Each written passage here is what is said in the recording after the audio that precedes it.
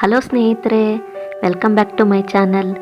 ಇವತ್ತು ನಾನು travel log ಮಾಡ್ತಾ ಇದ್ದೀನಿ. ಇವತ್ತು ನಾನು ಹೋಗ್ತಾ ಇರೋದು ಮುದಿಗೆರೆ. ಇದು ಹಾಸನಿಂದ 26 ಕಿಲೋಮೀಟರ್ ಇದೆ. ಹಾಗೆ ಈ ಒಂದು ವ್ಲಾಗ್ ನೋಡೋಕ್ಕೂ ಮುಂಚೆ ಇನ್ನೂ ನನ್ನ ಚಾನಲ್ಗೆ ಸಬ್ಸ್ಕ್ರೈಬ್ ಆಗಿಲ್ಲ ಅಂದರೆ ಈಗಲೇ ಸಬ್ಸ್ಕ್ರೈಬ್ ಆಗಿ, ಹಾಗೆ ಪಕ್ಕದಲ್ಲಿರೋ ಬೆಲ್ ಐಕನ್ನ ಕ್ಲಿಕ್ ಮಾಡಿ. ಇದರಿಂದ ನನ್ನ ಹೊಸ ವೀಡಿಯೋಸ್ಗಳನ್ನ ನೀವು ತಕ್ಷಣವೇ ನೋಡ್ಬೋದು. ನನ್ನ ಚಾನಲ್ಗೆ ಸಬ್ಸ್ಕ್ರೈಬ್ ಆಗೋದು ಫ್ರೀ ಕೂಡ, ಸೊ ಪ್ಲೀಸ್ ಸಬ್ಸ್ಕ್ರೈಬ್ ಮಾಡಿ, ಹಾಗೆ ಶೇರ್ ಮಾಡಿ, ಕಮೆಂಟಲ್ಲಿ ತಿಳಿಸಿ ಈ ವಿಡಿಯೋ ಬಗ್ಗೆ. ಸೊ ಬನ್ನಿ ಇವಾಗ ವ್ಲಾಗ್ ನೋಡೋಣ. ಈಗ ನೀವು ನೋಡ್ತಾ ಇರೋದು ಮುದಿಗೆರೆ ಮೇನ್ ಎಂಟ್ರೆನ್ಸು. ಇಲ್ಲಿ ಯೋಗ ನರಸಿಂಹಸ್ವಾಮಿನ ನೀವು ನೋಡ್ತಾ ಇದ್ದೀರಾ.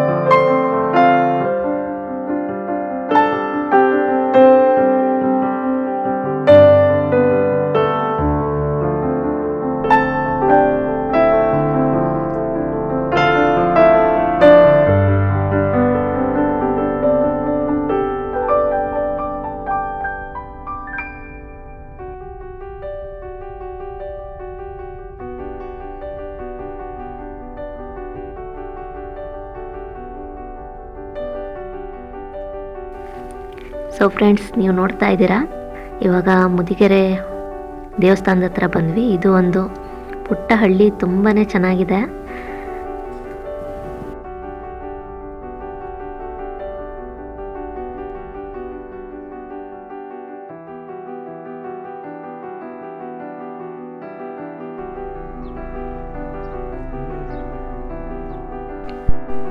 Hi friends, welcome back to my channel.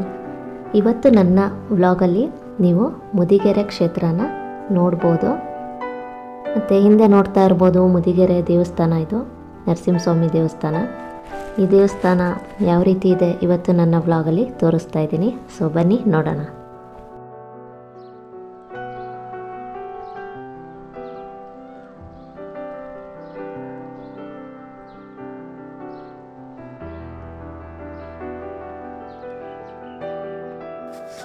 Friends, ಇದು ಮೇನ್ ಎಂಟ್ರೆನ್ಸು.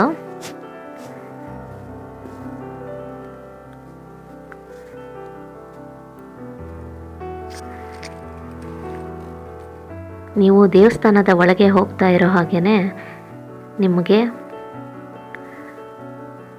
ಫಸ್ಟು ಎಡಗಡೆ ಶ್ರೀ ಲಕ್ಷ್ಮೀ ಭೂವರಹಸ್ವಾಮಿ ಸನ್ನಿಧಿ ಸಿಗುತ್ತೆ. ನೀವು ಫಸ್ಟು ದೇವಸ್ಥಾನದ ಒಳಗೆ ಬಂದ ತಕ್ಷಣ ನೀವು ಈ ವರಹಸ್ವಾಮಿಯ ದರ್ಶನ ಪಡೆದು ನಂತರ ಯೋಗ ನರಸಿಂಹಸ್ವಾಮಿ ದರ್ಶನ ಮಾಡಬೇಕು. ಈ ದೇವಸ್ಥಾನ ಕೂಡ ತುಂಬ ಪುರಾತನ ಕಾಲದ್ದು ಅಂತಲೇ ಹೇಳ್ಬೋದು. ನೋಡಿ, ಇದು ಯೋಗ ನರಸಿಂಹಸ್ವಾಮಿ ಸನ್ನಿಧಿ.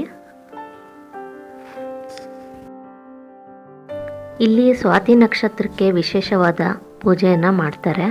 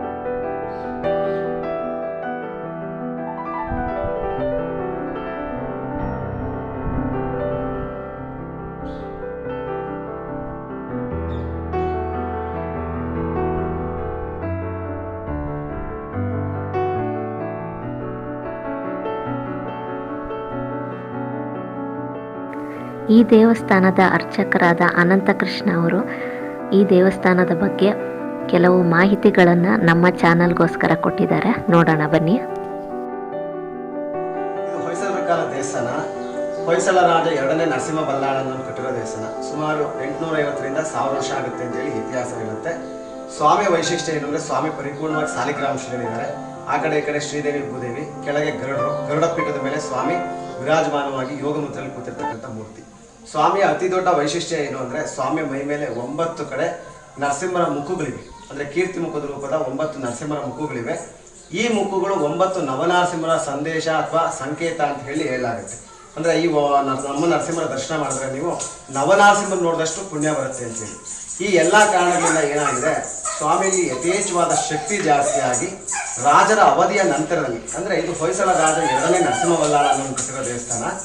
ಅವರ ರಾಜರ ಅವಧಿಯ ನಂತರದಲ್ಲಿ ಸ್ವಾಮಿಲಿ ಯಥೇಚ್ಛವಾದ ಶಕ್ತಿ ಜಾಸ್ತಿಯಾಗಿ ಆ ಶಕ್ತಿ ಜ್ವಾಲೆ ರೂಪದಲ್ಲಿ ಹೊರಗೆ ಬರ್ಲಿಕ್ಕೆ ಶುರುವಾಗಿದೆ.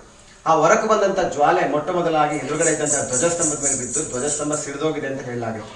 ಯಾವಾಗ ಧ್ವಜಸ್ತಂಭ ಸಿಡಿದೋಯ್ತು, ಅವರ ದೃಷ್ಟಿ ಊರ ಮೇಲೆ ಬಿದ್ದು ಊರೆಲ್ಲ ನಾಶ ಆಗಿದೆ ಅಂತ ಹೇಳಲಾಗಿತ್ತು. ಈ ಮುದಿಗೆರೆಗೆ ಮುಂಚೆ ಮುದ್ರಾಪುರಿ ಅಂತ ಹೇಳಿ ಕರೆಯಲಾಗಿತ್ತು ಅಂತ ಹೇಳಲಾಗುತ್ತೆ.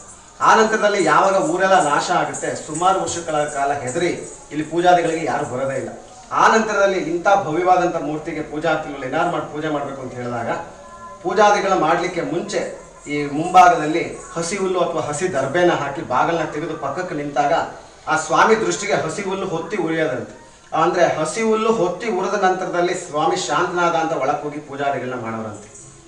ಪ್ರತಿನಿತ್ಯ ಇದೇ ಹಸಿ ಹುಲ್ಲು ಹಾಕೋ ಕ್ರಮನ ಸುಮಾರು ವರ್ಷಗಳ ಕಾಲ ಮಾಡ್ಕೊಂಡು ಹೋಗಿದ್ದಾರೆ. ಆ ನಂತರದಲ್ಲಿ ಏನಪ್ಪ ನರಸಿಂಹ, ಹಾಗಾದ್ರೆ ಹಸಿ ಹುಲ್ಲು ಹೇಗೆ ತರೋದು, ಪ್ರತಿನಿತ್ಯ ಭಕ್ತಾದಿಗಳಿಗೆ ನೀನು ಅನುಕೂಲ ಮಾಡಿಕೊಟ್ಟು ದರ್ಶನ ಕೊಡಬೇಕು ಅಂತೇಳಿ ಪ್ರಾರ್ಥನೆ ಮಾಡಿದಾಗ ಆ ಸ್ವಾಮಿಯ ಸಂಕಲ್ಪದ ಮೇರೆಗೆ ಎದುರುಗಡೆ ಕರೆಕ್ಟಾಗಿ ಎಲ್ಲಿ ಧ್ವಜಸ್ತಂಭ ಇತ್ತು ಆ ಜಾಗದಲ್ಲಿ ಸ್ವಾಮಿಗೆ ಎದುರು ಮುಖವಾಗಿ ಕರೆಕ್ಟಾಗಿ ಅಭಿಮುಖವಾಗಿ ಭೂವರಹ ಸ್ವಾಮಿನ ಪ್ರತಿಷ್ಠಾಪನೆ ಮಾಡಿದ್ದಾರೆ. ಆ ಭೂವರಹ ಸ್ವಾಮಿನ ಪ್ರತಿಷ್ಠಾಪನೆ ಮಾಡಿದ ನಂತರದಲ್ಲಿ ನಮ್ಮ ನರಸಿಂಹರು ಪರಿಪೂರ್ಣವಾಗಿ ಶಾಂತವಾಗಿದ್ದಾರೆ ಅಂತ ಹೇಳಿ. ನಮ್ಮ ಕ್ಷೇತ್ರ ಬಿಟ್ಟು ನೀವು ಬೇರೆ ಯಾವ ಕ್ಷೇತ್ರಕ್ಕೆ ಹೋದ್ರೂ ನರಸಿಂಹರ ಎದುರುಗಡೆಗೆ ಭೂವರಹ ಸ್ವಾಮಿ ಎಲ್ಲೂ ಸಿಕ್ಕಲ್ಲ. ಅದು ಒಂದು ವೈಶಿಷ್ಟ್ಯ. ಹೇಗೆ ತಿರುಪತಿಲಿ ಎಲ್ಲ ಸೇವೆನೂ ವರಾಹ ಸ್ವಾಮಿಗೆ ಮೊದಲಾಗಿ ಆನಂತರದಲ್ಲಿ ನರಸಿಂಹರಿಗೆ ತಿರುಪತಿಲಿ ಶ್ರೀನಿವಾಸರಿಗಾಗುತ್ತೋ ಅದೇ ರೀತಿಯಾಗಿ ಇಲ್ಲಿ ಎಲ್ಲ ಸೇವೆನೂ ಮೊದಲು ವರಾಹ ಸ್ವಾಮಿಗಾಗಿ ಆನಂತರದಲ್ಲಿ ನರಸಿಂಹರಿಗೆ ಸೇವಾದಿಗಳೆಲ್ಲ ನಡೆಯುತ್ತೆ. ಇಲ್ಲಿ ಕುಜದೋಷ, ನಾಗದೋಷ, ಸಂತಾನ ದೋಷ, ಈ ಥರ ಯಾವುದೇ ರೀತಿ ಸಮಸ್ಯೆಗಳಿದ್ರು, ವಿವಾಹದ್ದು, ಉದ್ಯೋಗದ್ದು ಏನೇ ಸಮಸ್ಯೆಗಳಿದ್ರು ಇಲ್ಲಿ ಬಂದು ಎರಡೂ ಸ್ವಾಮಿಯ ಮಧ್ಯೆ ನಿಂತು ಸಂಕಲ್ಪ, ಹರಕೆ, ಪ್ರಾರ್ಥನೆಗಳು ಮಾಡ್ಕೊಂಡಾಗ ಇಲ್ಲಿ ಈಡೇರುತ್ತೆ ಅನ್ನೋದು ವಿಶೇಷ. ಇಲ್ಲಿ ವೈಖಾನಸ ಆಗಮ ರೀತಿಯಲ್ಲಿ ಪೂಜಾದಿಗಳು ನಡೀತಾ ಇದೆ. ಬಂದಂಥ ಭಕ್ತಾದಿಗಳಿಗೆಲ್ಲ ಸ್ವಾಮಿ ಪರಿಪೂರ್ಣವಾದ ಅನುಗ್ರಹ ಕೊಡ್ತಿದ್ದಾನೆ. ಎಲ್ಲರಿಗೂ ಒಳ್ಳೆಯದಾಗಲಿ.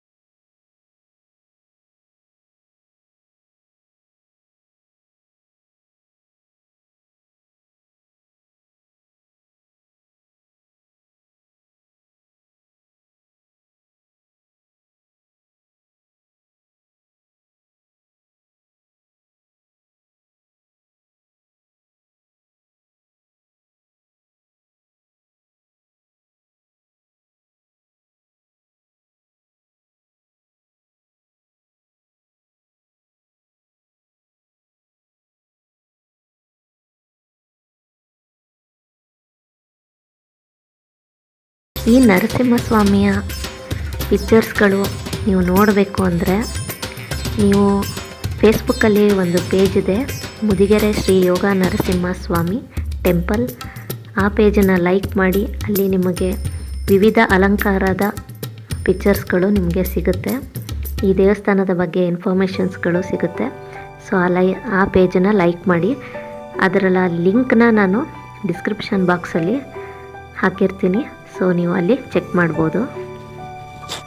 ಮತ್ತು ಈ ಊರಿನ ಇನ್ನೂ ಒಂದು ಓಂಕಾರೇಶ್ವರ ದೇವಸ್ಥಾನ ಇದೆ ಮತ್ತು ಸಪ್ತಮಾತೃಕೆಯರ ದೇವಸ್ಥಾನ, ನವಗ್ರಹ ದೇವಸ್ಥಾನವೂ ಇದೆ. ಮುಂದಿನ ವಿಡಿಯೋಲಿ ನೀವು ಅದನ್ನು ನೋಡ್ಬೋದು. ಆ ವಿಡಿಯೋನ ಮಿಸ್ ಮಾಡಿಬಿಡಿ, ನೋಡಿ.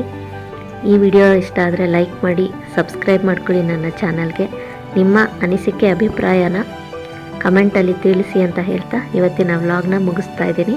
Thank you for watching.